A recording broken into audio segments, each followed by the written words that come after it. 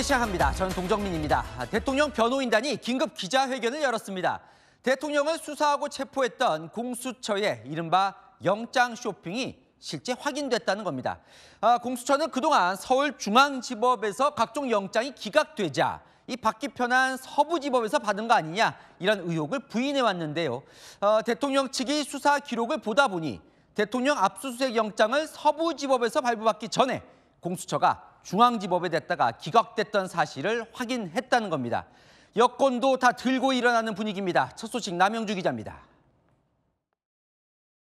대통령 변호인단 윤갑근 변호사가 서류 2가지를 흔들어 보입니다. 이것이 압수수색 영장이고 이것이 기각된 통신영장입니다. 고위공직자 범죄수사처가 서울중앙지법에 청구했다가 기각된 대통령 관련 영장이 확인됐다는 겁니다. 대통령 측은 그간 주장해왔던 공수처의 영장 쇼핑이 실제 확인된 것이라며 법적 대응을 예고했습니다. 공수처의 대통령 수사는 불법에 불법을 더하고 거짓에 거짓을 쌓아올린 위법 수사의 바벨탑임이 입증되었습니다. 공수처가 중앙지법에 청구했다가 기각된 대통령 관련 영장은 현재까지 모두 3건입니다. 각각 지난해 12월 6일과 8일 기각된 압수 통신영장으로 공수처가 서부지법에 영장을 청구하기 전보다 앞선 시점입니다. 앞서 오동훈 공수처장은 서울중앙지법에 영장을 청구한 적은 없다고 했습니다. 체포영장을 전제로 한 대답이었습니다. 서부지방법원에 체포영장 청구하기 전에 혹시 서울중앙지방법원에 체포영장 청구한 적 있습니까? 윤석열 대통령에 대한 체포영장은 서부법원에 처음 청구했습니다. 주진우 국민의힘 의원은 공수처가 허위 답변을 했다고 문제 삼았습니다. 체포영장 이외 다른 영장을 중앙지법에 청구한 적이 있느냐는 물음에 그런 사실이 없다고 답했다가 답변할 수 없다로 대답이 바뀌었다는 겁니다. 국민의힘 의원들은 대통령을 사냥하려 한 오동훈 공수처장을 즉각 체포해야 한다고 주장했습니다. 채널A 뉴스 남영주입니다. 공수처는 서울중앙지법에 영장을 청구했다가 기각당했던 사실은 인정하면서도 아무 문제 없는 적법한 절차였다고 반박했습니다. 공수처의 해명은 장호림 기자가 이어갑니다. 고위공직자 범죄수사처는 윤석열 대통령 관련 영장을 서울중앙지법에 청구했다가 기각된 건 사실이라고 인정했습니다. 하지만 윤 대통령 체포영장을 서울중앙지법에 청구한 적은 없다고 반박했습니다. 윤 대통령 측 변호인이 주장한 12월 20일 청구된 체포영장 대상은 대통령이 아닌 김용현 전 국방장관이었다는 겁니다. 공수처는 지난해 12월 6일과 8일 압수수색 영장을 청구할 때도 윤 대통령 이름을 기재한 사실도 인정했습니다. 하지만 압수수색 대상으로 기재한 곳은 대통령 관저나 대통령실은 아니었다고 반박했습니다.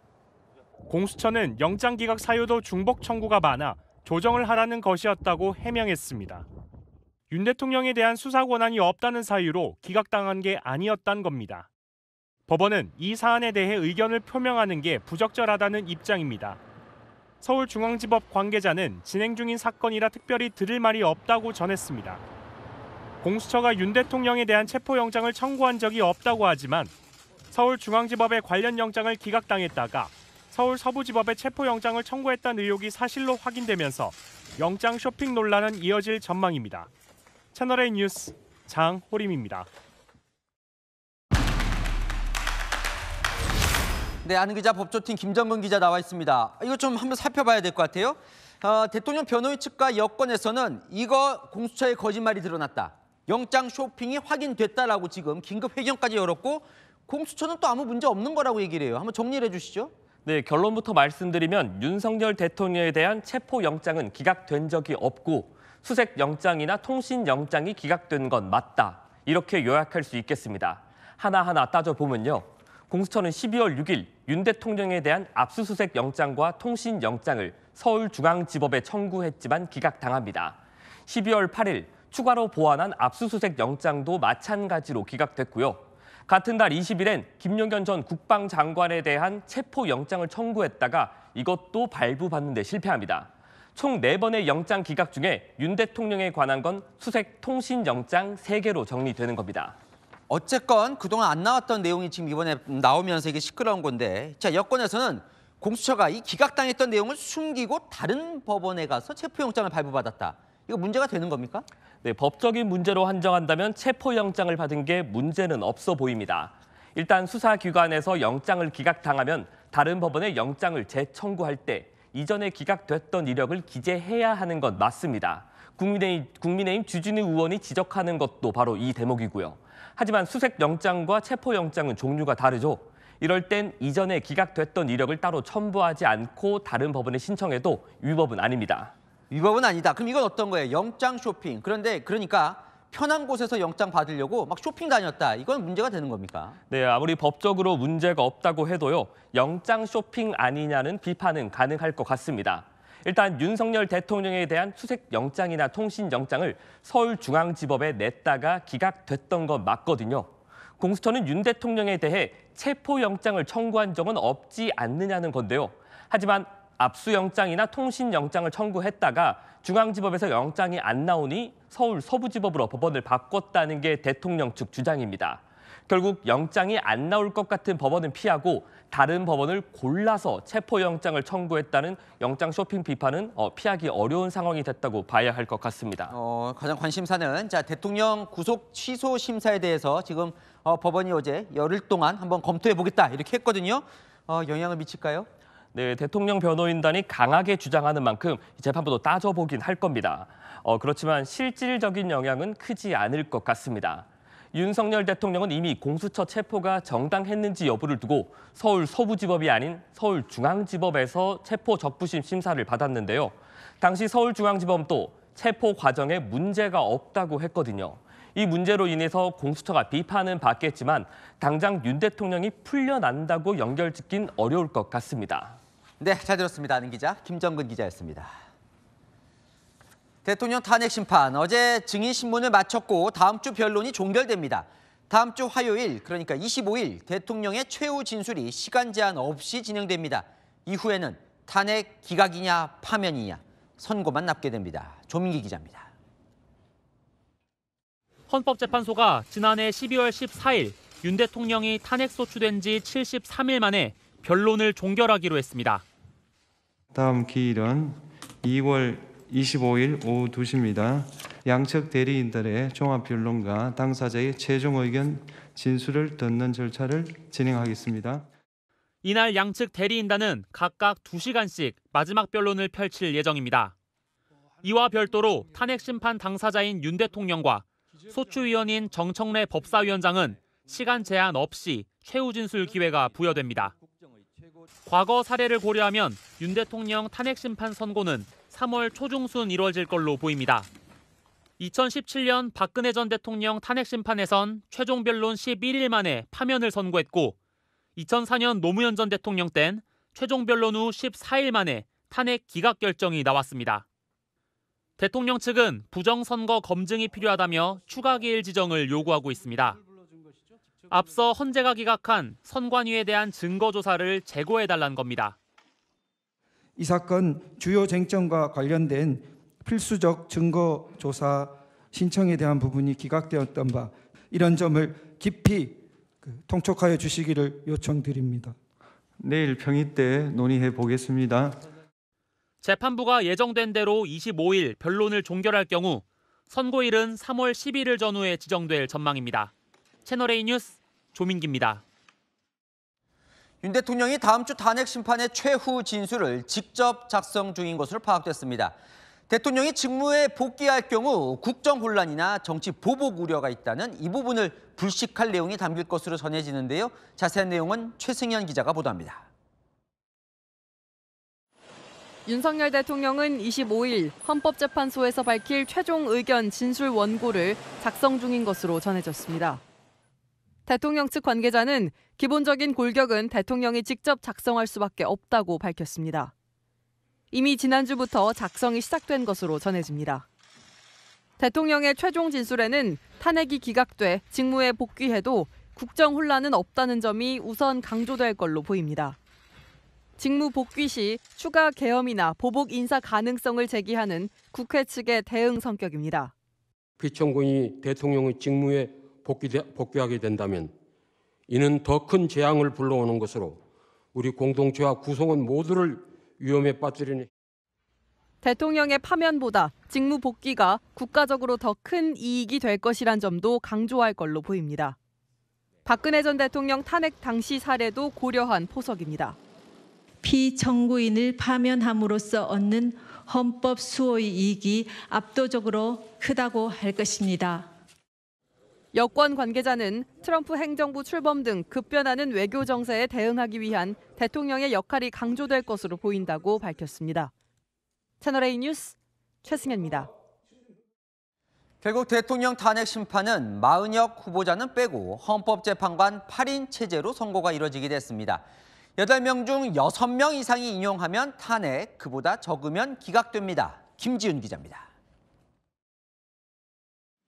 최상목 대통령 권한대행이 마은혁 헌법재판관 후보자를 임명하지 않는 게 위헌인지는 이르면 이달 말 결론이 나올 전망입니다. 헌법재판소는 통상 매달 넷째 주 목요일에 선고 일정을 잡습니다. 하지만 오는 27일 헌재가 최상목 권한대행의 임명 거부가 위헌이라고 결정해도 마 후보자는 탄핵 심판 선고에 참여할 수 없습니다. 탄핵 심판 변론이 25일자로 종결되기 때문입니다. 변론에 한 차례라도 참여하지 않으면 선고에 관여할 수 없습니다. 이 일정대로라면 헌재는 재판관 8인 체제로 선고를 해야 합니다. 마 후보자는 지난해 12월 국회에서 임명 동의안이 통과됐지만 정치 편향 논란이 일었습니다. 만약 국회의원이었다고 하면은 12월 3일 밤 담장을 넘어서 국회로 뛰어왔겠습니까? 가정적인 것이어서 제가 구체적으로 말씀드리긴 어렵습니다만은 아마 그랬다면 많은 국회의원들께서 하신 대로 비슷하게 행동을 했을 것 같습니다. 대통령 파면 결정엔 재판관 6명 이상의 찬성이 필요합니다. 재판관 8명 체제에선 3명 이상이 반대하면 기각 결정이 내려집니다. 채널A 뉴스 김지윤입니다. 어제 심판에서 대통령 측은 홍장원 전 국정원 1차장이 정치인 체포 지시를 받았다고 발언한 장소가 국정원 CCTV 결과 다르다는 부분을 문제 삼았습니다. 홍 전 차장은 오히려 CCTV 기록 시간이 정확하지 않다며 기존 입장을 고수했습니다. 본인 말이 맞다는 겁니다. 이기상 기자입니다. 홍장원 전 국가정보원 1차장은 어제 탄핵 심판에서도 여인영 전 방첩사령관으로부터 전화를 받은 장소가 국정원 본관 앞 공터라고 증언했습니다. 여인영 사령관이 저에게 그 체포자 명단을 불러주겠다고 했던 거는 그 공터에 있는 22시 58분 상황이었던 것 같고 그 이후에 그 명단을 받아 적은 것은 23시 06분에 사무실이었던 것 같습니다. 하지만 대통령 측은 국정원 CCTV를 제시하며 이 시간대에 홍 전 차장이 다른 장소에 있었다고 주장했습니다. 홍 전 차장은 CCTV에 기록된 시간이 정확하지 않을 것이라고 반박했습니다. 국정원에도 공개한 CCTV를 봤는데 현재 그 CCTV가 정확한다 하더라도 저는 나름대로 몇 가지 부분에 있어의 의문을 가지고 있습니다. 하지만 윤 대통령 측은 홍 전 차장이 장소를 혼동했을 가능성이 없다고 주장했습니다. 12월 3일이면 겨울입니다. 바깥에서 메모를 한다는 것은極其 이례적이고 추운 상황이었을 수 있습니다. 그것을 장소를 혼동한다는 것은 말이 안 된다고 생각하지 않습니까? 윤 대통령은 동향 파악을 위한 위치 추적을 체포로 왜곡했다고 토로했습니다. 여인영은 경찰에다가 물어보니 경찰이 어렵다고 하니 국정원은 뭐 미행이라도 하고 뭘 하니 그거 뭐 위치 확인하는데 좀 도움이 될까 해서 헌 얘기를 이렇게 엮어가지고 대통령의 체포 지시로 이거를 만들어냈다는 게 이 핵심입니다. 홍 전 차장은 위치 추적을 지시받은 건 맞지만 구금이 함께 언급됐기 때문에 체포로 받아들였다고 설명했습니다. 채널A 뉴스 이기상입니다. 홍장원 전 차장은 CCTV의 시간 오류 가능성을 제기했지만 국정원 취재 결과 그 CCTV는 시차 보정이 필요 없는 것으로 파악됐습니다. 시간 서버를 위성을 통해 수신하고 있어 CCTV상 시간과 실제 시간에 오차가 발생하지 않는다는 겁니다. 백승현 기자의 단독 보도입니다. 그 보통 CCTV에 표시되는 시각은 보통 실제 시각과 맞지 않고 오차가 있을 수 있어서 반드시 시간 보정을 해야 되는데 증인이 이런 사실을 알고 있습니까? 네, 알고 있습니다. 하지만 국정원의 CCTV는 별도의 시간 보정이 필요 없는 것으로 파악됐습니다. 국정원 CCTV는 위성 정보를 통해 수신한 시간 정보가 서버에 담기고 이 서버상의 시간이 CCTV 화면에 곧바로 표시되는 구조여서 실제 시간과 오차가 발생하지 않는다는 겁니다. 휴대전화에 표시되는 시간과 비슷한 원리입니다. 여권 관계자도 국정원 CCTV의 경우 일반 CCTV와 달라 실제 시각과 차이가 날 확률은 거의 없는 것으로 안다고 말했습니다. 국정원은 홍 전 차장과 함께 공관으로 간 차량 운전기사 출입증 기록도 확인한 결과 CCTV 시간과 일치했던 것으로 취재됐습니다. 오늘 국회에서는 홍 전 차장의 체포 메모의 신빙성 공세도 이어졌습니다. 여인형 전 사령관으로부터 듣고 썼다는 1차 명단 메모를 도저히 알아볼 수 없다는 겁니다. 이 메모가요. 나중에 정확하게 사람 이름이 기재된 세 번째, 네 번째 메모로 갔다고 하는 것은 거의 진화론에서 얘기하는 단백질 덩어리가 사람으로 진화했다는 것보다도 훨씬 더 믿기 어려운 이야기입니다. 장 의원은 이 정도면 전화를 받고 받아 적은 게 아니라 신의 계시를 받은 수준 아니냐고 반문했습니다. 채널A 뉴스 백승현입니다. 어제 마지막 증인으로 출석한 조지호 경찰청장. 대통령의 국회의원 체포 지시가 있었다고 한 이 검찰 진술을 유지할지 바꿀지가 관심이었는데요. 애매하게 답변했는데 직접 확인해 보시죠. 송정현 기자입니다. 건강 문제를 이유로 2차례나 출석 요청에 응하지 않았던 조지호 경찰청장. 헌재가 구인장을 발부하자 자진 출석했습니다. 쟁점인 국회 봉쇄나 국회의원 체포 지시의 사실 여부를 묻자 즉답을 피합니다.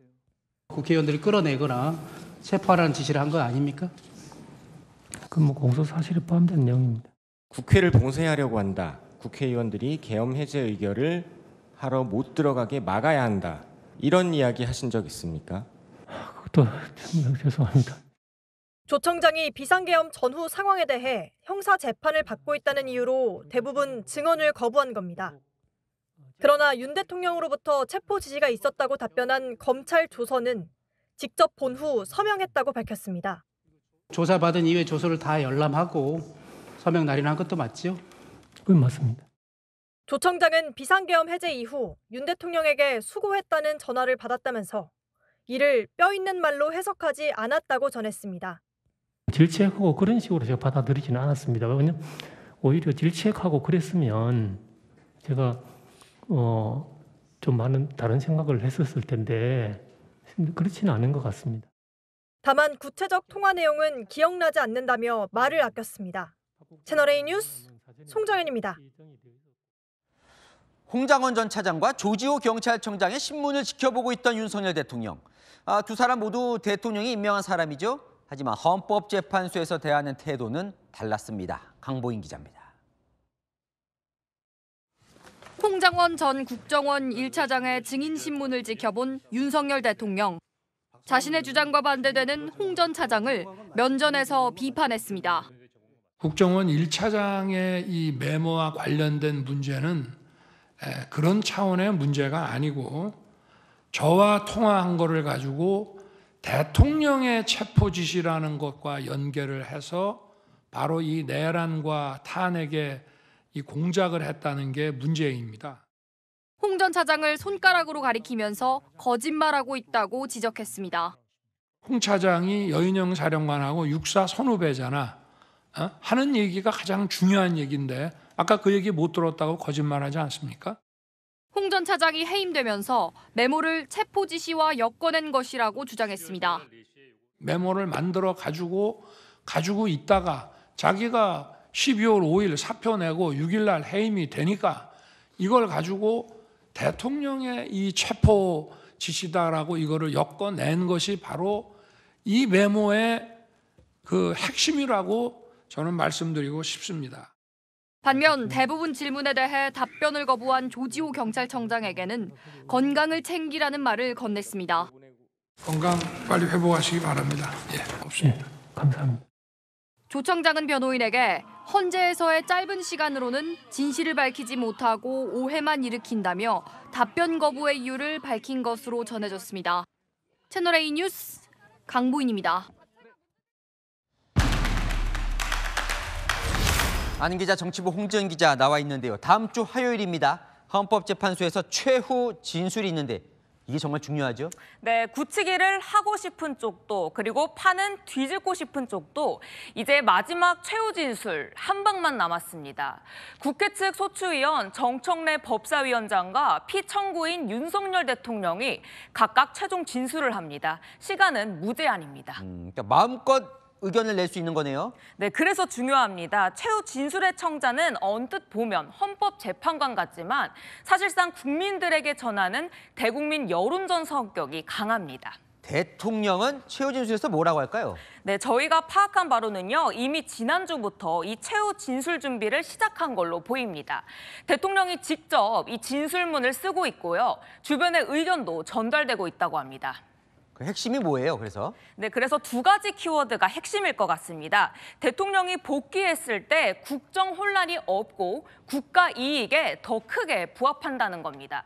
국회 측의 이러한 주장에 반박하는 일환입니다. 대통령의 직무에 복귀하게 된다면 이는 더 큰 재앙을 불러오는 것으로. 그래서 무슨 내용이 들어갈지 취재를 조금 했죠? 네, 저희가 좀 취재를 해봤는데요. 우선 혼란 없다, 바로 이 부분입니다. 야권이 주로 공격하는 지점이죠. 돌아가면 추가 개헌 또 할 거다. 이거 없다는 점 분명히 하고 한간에서 언급하는 보복 인사 같은 것도 없다는 점 확실히 하는 게 거론됩니다. 쉽게 말해 복귀 시 공포에 또 떨어야 한다는 야권의 주장을 해소하는 거죠. 복귀하는 게 더 이득이다. 이 부분은 뭘 얘기를 하는 거예요? 네, 이 부분도 중요합니다. 파면보다 복귀가 중요하다고 설득해야 하는데요. 트럼프 행정부의 경제 안보 압박이 예상되는 상황에 대통령 파면과 조기 대선으로 수개월의 시간을 흘려보내는 피해보다 대통령을 복귀시켜 안정을 찾는 게 더 국가적 이익이라는 걸 강조하는 안이 검토되고 있습니다. 자, 그런데 여당도 이 대통령 최후 진술에 촉각을 곤두세우고 있다면서요? 네, 맞습니다. 여당은 대통령 최후 진술의 수위 그리고 훨씬 더 세야 한다고 보는 것 같습니다. 한마디로 말하면 정치적 승부수를 띄울 마지막 기회라는 거죠. 정치적 승부수, 뭐 어떻게 하라는 거예요? 네, 직무에 복귀하더라도요. 새로운 출발을 위한 개헌의 공식화나 개헌을 앞세운 구체적인 임기 단축 거론 정도는 있어야 국민들한테 먹힌다는 겁니다.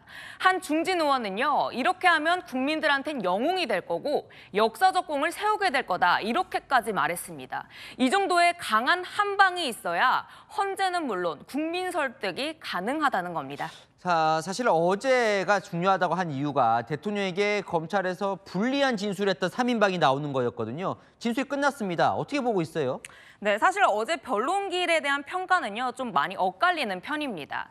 대통령 측은요, 홍장원 전 차장의 진술은 이미 오염됐다고 보고요. 조지호 경찰청장, 한덕수 국무총리의 검찰 조서 내용은 어제 진술로 다소 흐려졌다. 나름의 선방이다. 이런 분위기입니다. 하지만 국회의원 체포 지시를 진술한 조지호 청장이 어제는 대부분 침묵했다는 점에선 사실상 인정한 걸로 보는 시각도 있습니다. 탄핵 심판에 대해서 야당은 조용한데 어떻게 보고 있습니까? 네, 야당은 대세는 이미 정해졌다고 보는 분위기입니다. 결과는 헌재 만장일치, 즉 탄핵 결정일 거라고 보는 기류입니다. 사회적 혼란을 막기 위한 헌재의 결정이 있을 거란 건데요. 그래서 대통령 입장에서는요, 이번 최후 진술이 무엇보다 중요한 국면일 것 같습니다. 네, 잘 들었습니다. 한인 기자 홍지은 기자였습니다. OECD 국가에선 양육비 미지급을 아동학대로 간주한다는데요. 최근 2달간 양육비를 안 준 부모 157명에 대해 정부는 출국을 금지하거나 운전면허를 정지했습니다. 김설혜 기자가 취재했습니다. A씨는 2020년 남편과 합의 이혼했습니다. 매달 양육비로 30만 원씩 주겠다고 했지만 2년 반 동안 한 번도 받지 못했습니다. 연락 자체가 안 되었었어요. 시간제 아르바이트로 일하고 어린이집 비용 대면서 결국 감치 명령까지 받고 운전면허가 정지되자 그제서야 전 남편은 밀린 양육비 1,200만 원을 보내왔습니다. 처음 연락을 받은 거예요. 조금 줄여달라, 면허 정지를 좀 취하해달라 이런 식으로 말. 양육비 채무 불이행자는 매년 늘고 있는 가운데 올해 1, 2월에만 제재 조치를 받은 부모가 157명, 제재 건수는 195건이나 됩니다. 출국 금지 132건, 운전면허 정지 59건, 명당 공개 4건 등입니다. 미지급된 양육비 채무액은 평균 5,800만 원, 많게는 3억 1천만 원을 넘습니다. 지난해 9월 제재 조치 간소화에 따라 감치 명령 없이도 제재 대상이 된 채무자도 처음으로 나왔습니다. 올해부터는 본격적으로 제재 조치 기간이 단축되어서 제도 개선의 효과가 가시화될 것으로. 정부는 오는 7월부터 채무자가 양육비를 주지 않을 경우 자녀당 월 20만 원의 양육비를 국가가 먼저 지급하고 나중에 채무자에게 돌려받는 양육비 선지급제도 도입합니다. 채널A 뉴스 김설혜입니다. 학교 주변에서 버젓이 영업을 이어가던 퇴폐업소들이 무더기로 적발됐습니다. 화장품 가게로 위장해 단속을 피해왔는데 15년 동안 영업한 곳도 있었습니다. 권경문 기자입니다. 붉은 조명이 켜진 좁은 방 안에 침대가 놓여 있습니다. 객실들이 다닥다닥 붙어 있고 샤워실도 보입니다. 단속을 나온 경찰이 곳곳을 뒤지며 영업 흔적을 찾아냅니다. 학교 인근 성매매 업소를 수색하는 모습입니다. 어린 학생들의 통행이 많은 초등학교 앞인데요. 바로 맞은편 건물 지하 1층에서 퇴폐업소가 최근까지 영업을 했습니다. 아이들이 혹시 지나가다가 한 번씩 눈여겨서 한번 볼 수도 있고 호기심에 좀 커서 그냥 한번 자기네도 한번 가볼까 막 그런 게 제일 걱정이 되는 거죠. 학교 주변 200m 이내에는 청소년 유해업소 운영이 금지돼 있습니다. 하지만 허가나 신고가 필요 없는 화장품 판매 업체 등 자유업으로 등록해 영업이 이어졌는데 15년 동안 영업한 곳도 있습니다. 경찰은 이번 단속에서 건축법 위반 혐의로 건물주를 수사하는 한편 지자체와 협의해 퇴폐업소도 폐쇄 조치해왔습니다. 최근 4개월 동안 적발된 학교 앞 퇴폐업소는 서울에만 모두 38곳. 현재 27곳이 폐쇄됐고 남은 업소들도 곧 폐쇄됩니다. 채널A 뉴스 권경문입니다. 네, 이복현 금융감독원장이 월권 논란이 일고 있습니다. 인사권도 없는 금감원장이 민간 금융사 CEO의 거취를 거론하는 게 적절하냐는 겁니다. 김태우 기자입니다.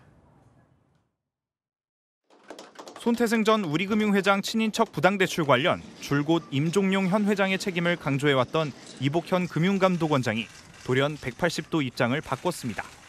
기본적으로는 임기를 채우시는 게 좋겠다라는 생각을 제대로 원칙대로 매운맛으로 그것들을 시장과 국민들께 알리려면 인사권도 없는 금감원장이 민간 금융회사 CEO의 임기를 언급한 걸 두고 월권이자 관치라는 비판이 나옵니다. 감독원장이 하실 수 없는 수준인데 그런 이야기도 많이 하시고 그게 금융당국 전체의 의견인 것처럼 받아들여지기도 하죠. 이 원장이 금융권 검사 최종 결과도 나오기 전에 혐의만으로 망신 주기를 했다는 지적도 나옵니다. 우리은행은 현재 정기검사를 마치고 경영실태평가 최종 결과를 기다리고 있습니다. 금감원은 금융위와 협의를 거쳐야만 금융사에 제재를 할 수 있는데도 이 원장은 공개 브리핑을 하며 은행을 압박했습니다. 오락가락 발언으로 자주 구설에 오르기도 했습니다. 지난해에는 가계부채와 공매도에 대해 다른 정부 당국자들과 엇박자를 내 불신을 자초했습니다. 금감원은 이 원장의 발언에 대해 지배구조의 안정을 바라는 취지 같다고 해명했습니다. 채널A 뉴스 김태우입니다. 금 투자 열풍이 불면서 국내 금값이 국제 시세보다 비싼 이른바 김치 프리미엄이 붙고 있습니다. 그러다 보니 금 직구족까지 등장했는데 직구하면 정말 쌀까요? 여인선 기자가 알아봤습니다. 국제 금 가격이 또 사상 최고치를 기록했습니다. 장중 처음으로 온수당 2,970달러 선을 넘어서며 3,000달러를 코앞에 두고 있는 겁니다. 더 오를까도 걱정되고 또 떨어지면 어쩌지 하는 망설임에 그냥 나와봤다가 조금만 샀죠. 많이는 못 사. 오늘 기준 한국금거래소에서 금 한 돈당 가격은 59만 6천 원입니다. 그런데 국제 금값은 한 돈당 51만 원대인데요. 우리나라에서 금이 8만 원이나 더 비싼 겁니다. 국내 금값 시세가 국제 금값보다 비싼 이른바 김치 프리미엄이 붙은 겁니다. 이런 국내외의 금값 차이에 미국이나 영국에서 금화와 골드바 등을 직구하는 사람들까지 생겼습니다. 하지만 해외 직구를 한다고 모두 싼 것은 아닙니다. 해외에서 금을 사 국내에 반입할 경우 관세 3%와 부가가치세 10%를 내야 하기 때문입니다. 김치 프리미엄이 13%보다 높아지면 해외 직구가 더 저렴합니다. 반면 13%보다 낮으면 한국에서 사는 게 유리하지만 $1,000 미만은 원산지 증명이 되면 관세가 붙지 않아 유불리를 따져봐야 합니다. 예를 들어 오늘 기준 금 한 돈을 미국에서 사면 부가세 포함 57만 원 정도에 구입할 수 있어 국내보다 2만 원 정도 저렴합니다. 전문가들은 금에 대한 수요가 급증하는 반면 국내 공급이 이를 따라가지 못해 김치 프리미엄이 발생한다며 금값 상승에 당분간 이런 현상이 이어질 것으로 내다봤습니다. 채널A 뉴스 여인선입니다. 네, 국내 주식 부자 1위는 부동의 이재용 삼성전자 회장인데요. 이 회장의 뒤를 바짝 쫓고 있는 주식 부자가 있습니다. 안건우 기자입니다. 7년째 연봉을 전혀 받지 않는 무보수 경영을 해오고 있는 이재용 삼성전자 회장. 이 회장은 지난해 국내 배당금 수령액 1위에 올랐는데 현재 주식 13조 원을 넘게 보유한 국내 주식 부자 1위이기도 합니다. 이런 이 회장을 메리츠 금융지주 최대 주주인 조정호 회장이 바짝 뒤쫓으며 국내 주식 부자 2위에 올랐습니다. 1년 동안 이어진 메리츠 금융의 주가 급등 덕입니다. 투명한 지배구조 그리고 적극적인 주주 환원 정책들이 향후에도 일관성 있게 이어질 걸로 기대되는. 실제 메리츠 금융의 주가가 1년 만에 2배가 되면서 5조 원대였던 조 회장의 주식 재산은 12조 원대로 불어났습니다. 반면 같은 기간 삼성전자 주가는 하락하면서 이재용 회장과 격차는 1조 원대로 좁혀졌습니다. 조 회장은 조중훈 한진그룹 창업주의 4남 1녀 중 막내입니다. 조 회장의 배우자는 LG그룹 창업주 구인회 회장의 3남이자 아워홈 창업주인 구자학 회장의 차녀 구명진 씨입니다. 구명진 씨가 이병철 삼성 창업주의 외손녀이기도 해 삼성과 혼맥으로 연결돼 있기도 합니다. 한편 지난해 주식 부자 2위였던 서정진 셀트리온 회장은 10조 4천억 원대를 기록하며 3위로 밀려났습니다. 채널A 뉴스 안건우입니다. 손톱이 자라는 속도를 보면 노화를 알 수 있다는 연구가 재조명되고 있습니다. 실제로 그럴까요? 홍란 기자가 알아봤습니다. 손톱이 잘 자라지 않는다면 나이가 들었다고 볼 수 있을까요? 직접 따져보겠습니다. 손톱을 다루는 직업 중 하나인 네일 아티스트에게 물어봤습니다. 20대 분들이 훨씬 나이가 있으신 분들보다 빨리 자라고 주기도 빠르고 그리고 큐티클 내려오는 속도라든지 이런 것도. 어르신도 변화를 느낀다고 답합니다. 어렸을 때 저희 아이들 보면은 그런 경향이 있는 것 같아요.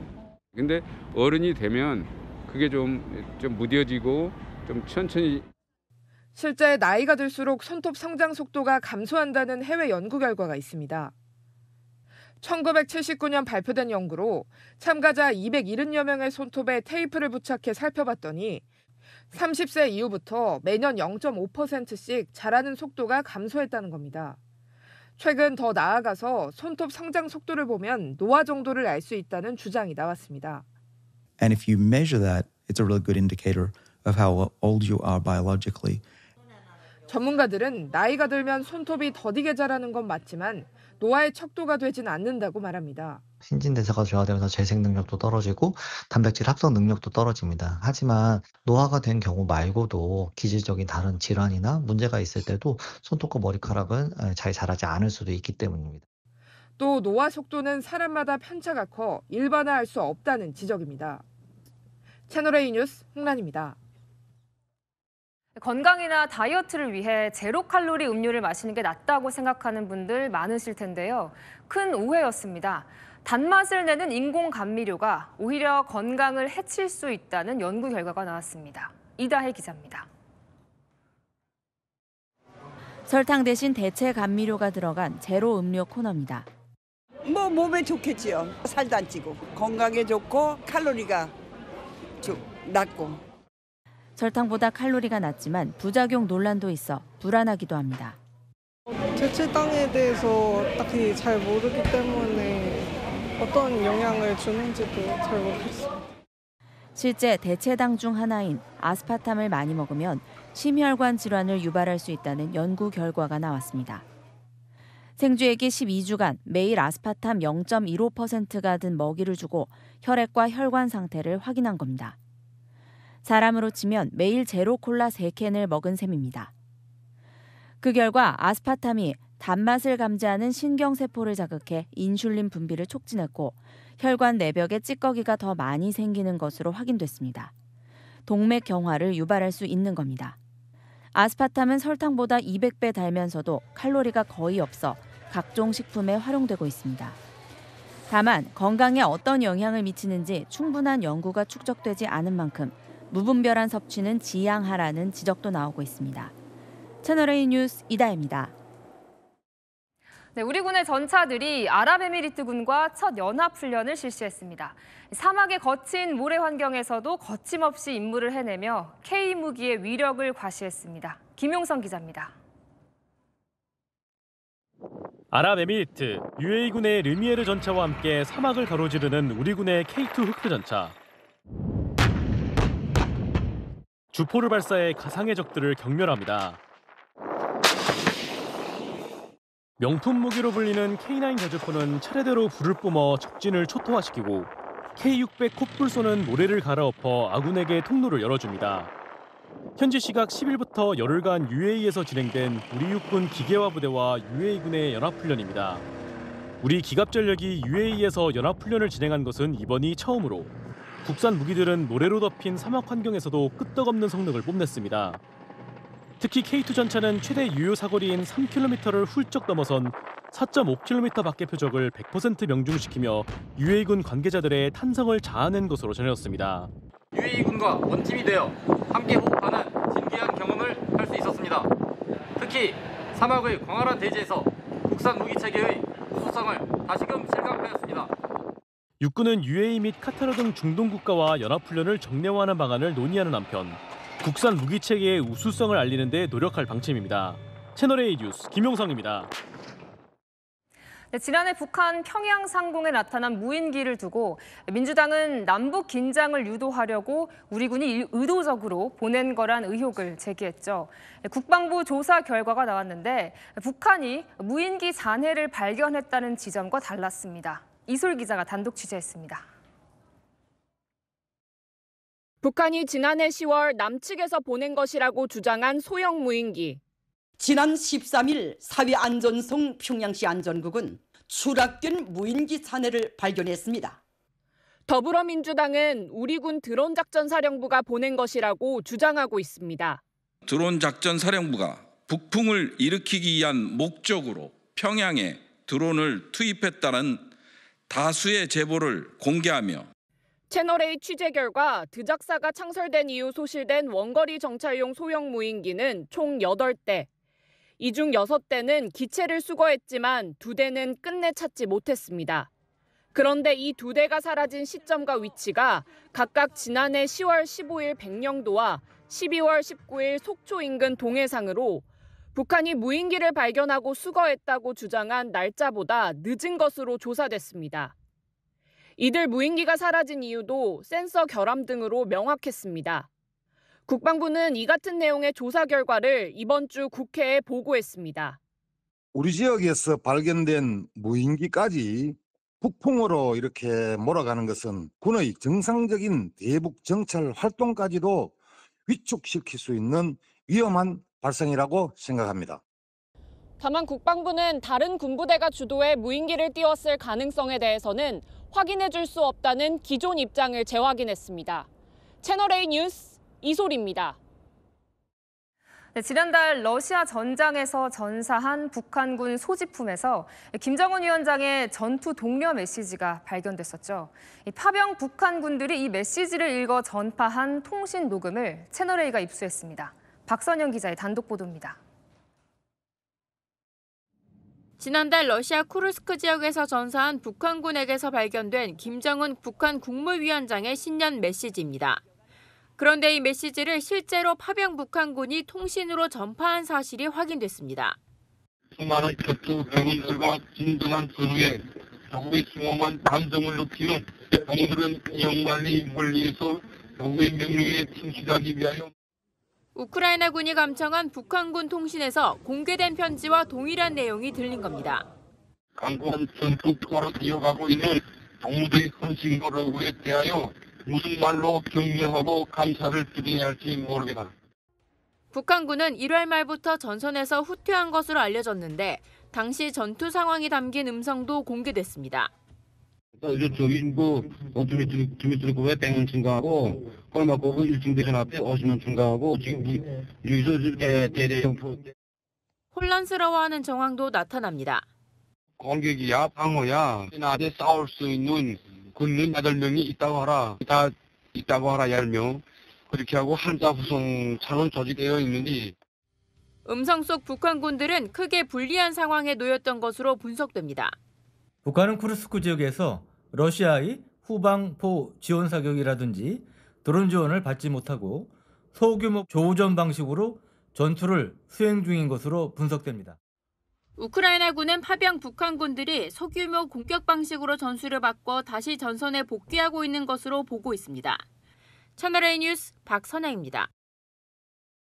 미국 대통령이 중요한 서명을 할 때마다 이용하는 게 백악관 집무실의 결단의 책상입니다.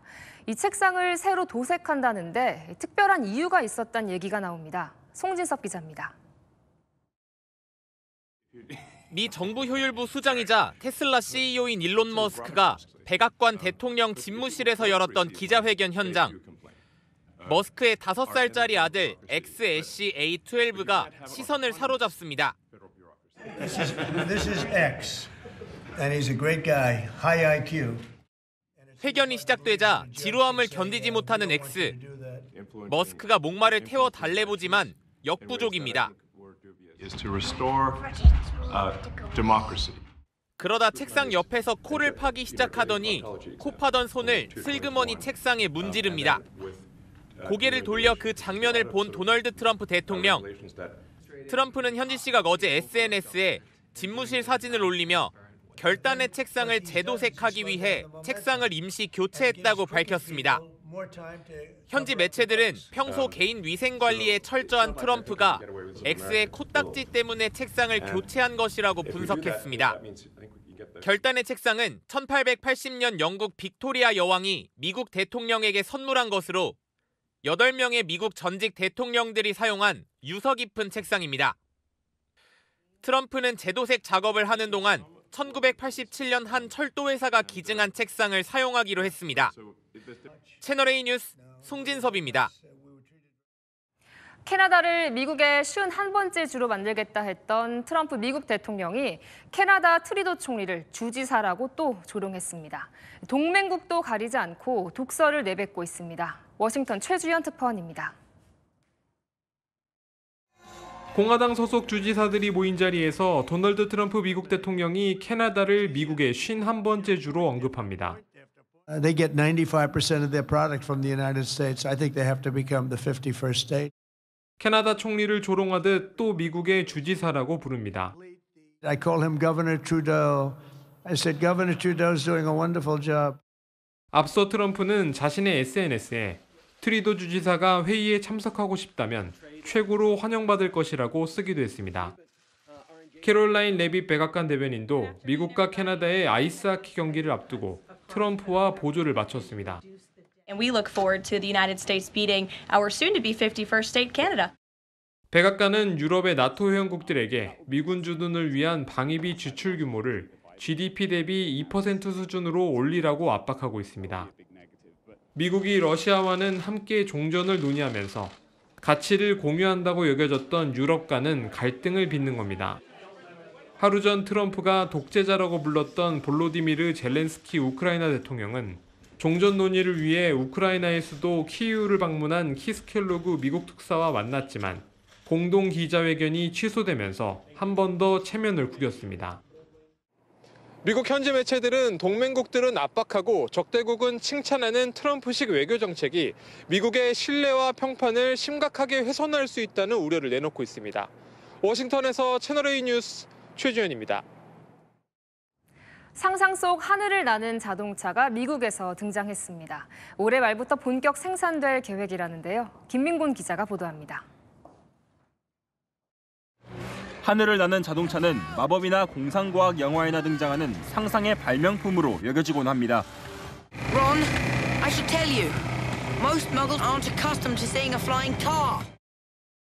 하지만 현지 시각 그제 미국 캘리포니아의 주택가에서 하늘을 떠다니는 검은색 자동차가 등장했습니다.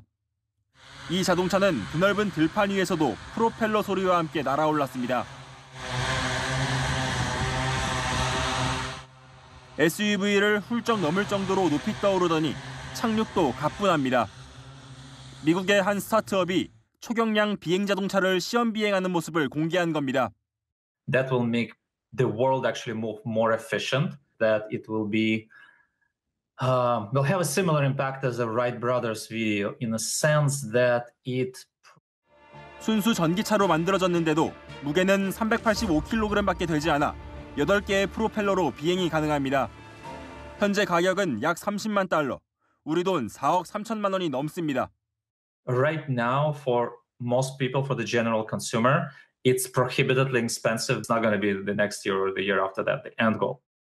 업체 측은 향후 출고가가 3~4천만 원까지 낮아질 것이라고 밝힌 가운데 우선 올해 말부터 3,200대가량의 사전 주문 물량을 순차적으로 생산할 방침입니다.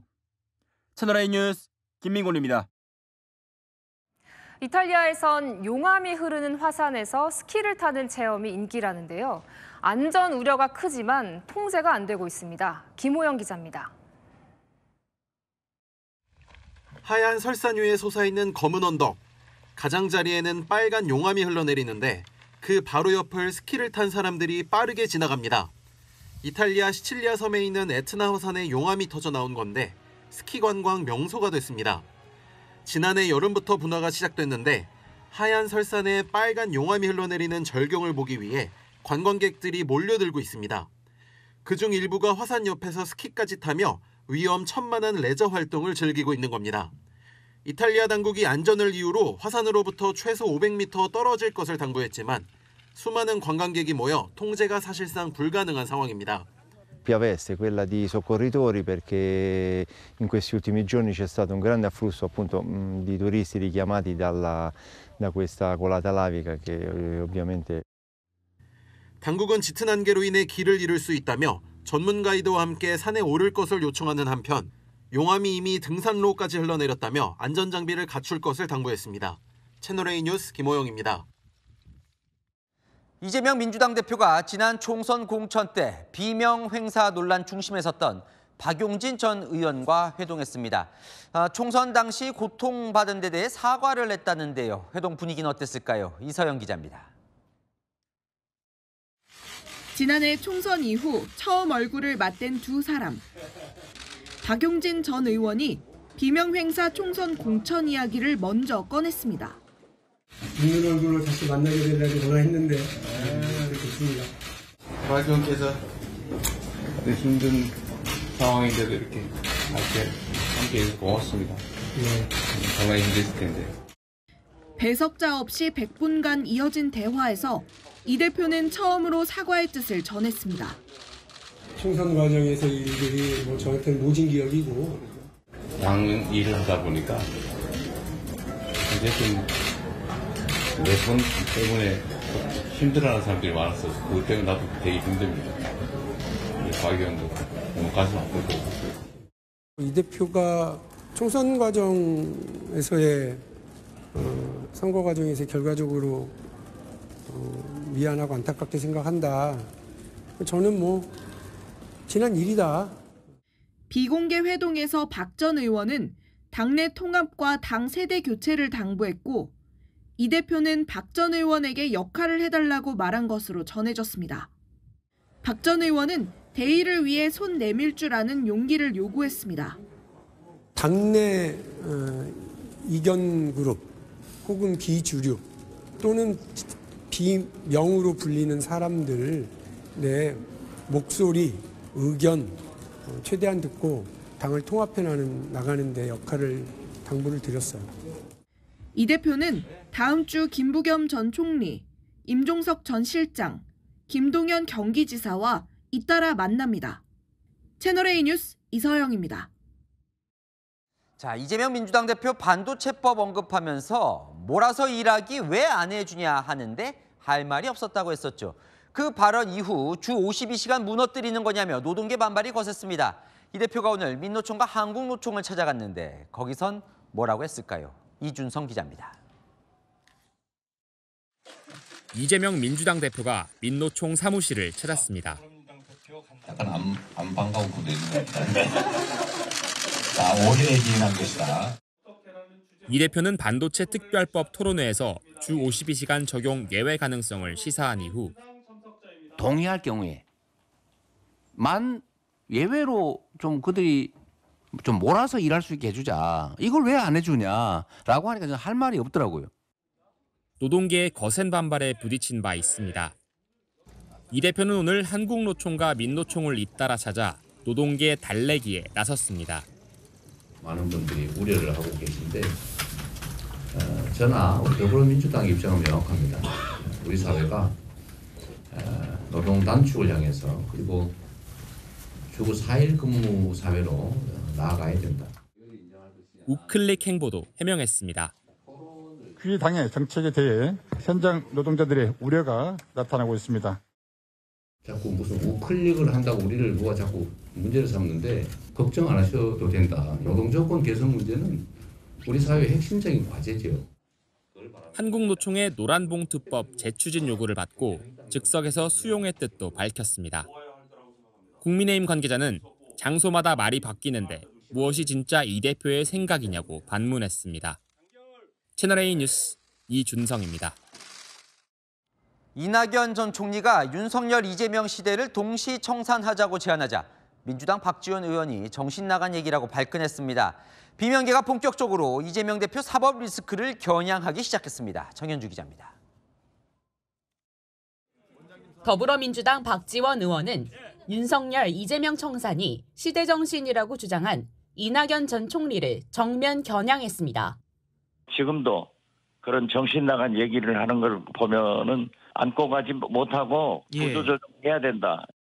지난해 민주당을 탈당한 이 전 총리는 이 대표의 사법 리스크를 들어 이 대표도 정치 일선에서 물러나야 한다고 주장한 바 있습니다. 윤석열, 이재명 정치의 동반 청산이 시대정신으로 자리 잡아가고 있습니다. 이 전 총리는 DJ보다 이 대표가 더 훌륭한 분이라고 공언하신 분이라며 박 의원을 비꼬았습니다. 대통령이 되면 재판이 정지된다는 게 다수설이란 이 대표의 주장에 대한 비명계 비판도 제기됐습니다. 어쨌든 정지된다는 게 다수설이죠. 양기대 전 의원은 법적 책임을 피하기 위해 대선에 출마하냐며 방탄국회에 이어 방탄정부 말이 나올 판이라고 꼬집었습니다.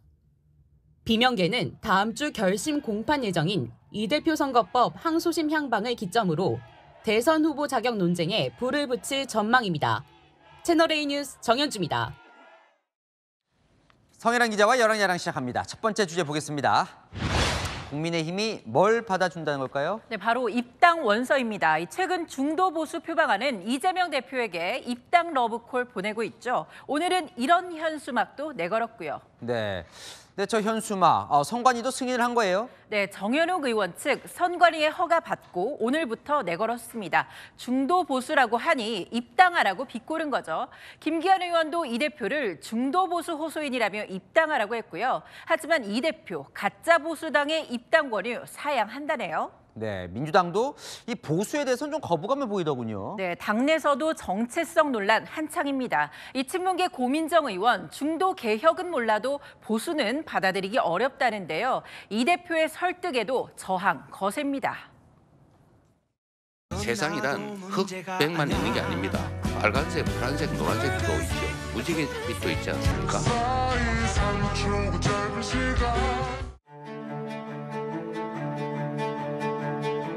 하루아침에 중도 보수 정당이다 한 것은 적절치 못했다고 생각합니다. 엄밀하게 말하면 중도 진보 정도가 아닐까 이렇게.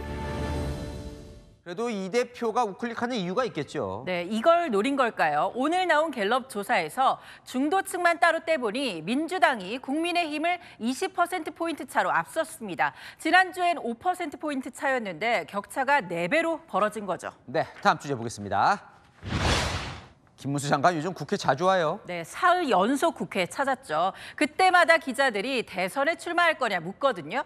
점점 마음이 바뀌는 것 같습니다. 전혀 검토하거나 정하거나 없고요. 말씀드릴 게 아닌 것 같습니다. 답변 드리기가 불가능. 해석하시기 나름입니다. 하기 나름이다. 예, 조금씩 뭐 바뀌는데 대통령 탄핵 입장은 여전합니까? 네, 그 부분만큼은 확고합니다. 이 대통령은 복귀해야 한다고요. 그러면서도 틈새 홍보를 하더라고요. 감옥 가서 저렇게 고생한 분이 나와서 또 계엄이다. 그건 아닐 것 같은데 저는 뭐 감옥 가는 거 그렇게 어렵게 생각을 안 합니다. 부천 소사에서 국회의원도 제가 3번 했고요. 도지사도 2번 했고. 네, 이 야당과도 세게 맞붙던데요. 네, 야당은 대통령 비호 발언도 이 본인의 대권을 위한 거 아니냐 의심했습니다. 환경노동위원회에서 무슨 계엄 특검을 합니까? 의원님이 판사입니까? 헌법재판소도 똑바로 해야 돼. 대권 후보가 되려고 이제 헌재 판결마저 부정하며 장관의 마음은 콩밭에 가 있는 거 아니냐. 한마디로 얘기하면 표리부동한. 네, 주제 하나 더 보겠습니다. 박선원 의원 오늘도 케이블 타이 들고 나왔어요? 네, 박 의원 자신의 손에 묶었다가 이 풀지 못하는 말 그대로 자승자박 상황에 처했습니다.